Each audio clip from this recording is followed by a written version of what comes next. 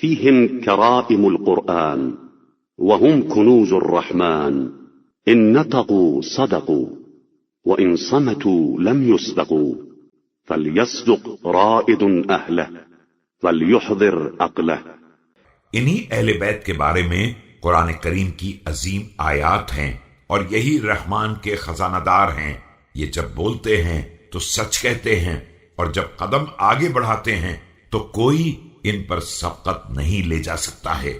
ہر ذمہ دار قوم کا فرض ہے کہ اپنی قوم سے سچ بولے اور اپنی عقل کو گم نہ ہونے دے۔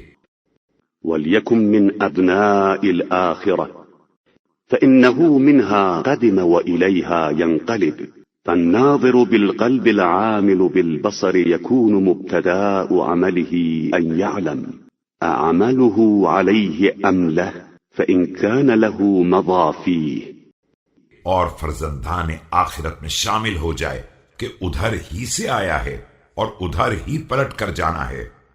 یقیناً دل کی آنکھوں سے دیکھنے والے اور دیکھ کر عمل کرنے والے کے عمل کی ابتدا اس علم سے ہوتی ہے کہ اس کا عمل اس کے لیے مفید ہے یا اس کے خلاف ہے۔ اگر مفید ہے تو اسی راستے پر چلتا رہے۔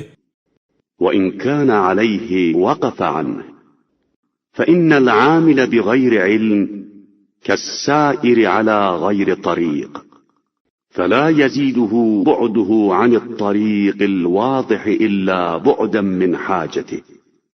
اور اگر مضر ہے تو ٹھہر جائے کہ علم کے بغیر عمل کرنے والا غلط راستے پر چلنے والے کے مانند ہے کہ جس قدر راستہ طے کرتا جائے گا منزل سے دور تر ہوتا جائے گا۔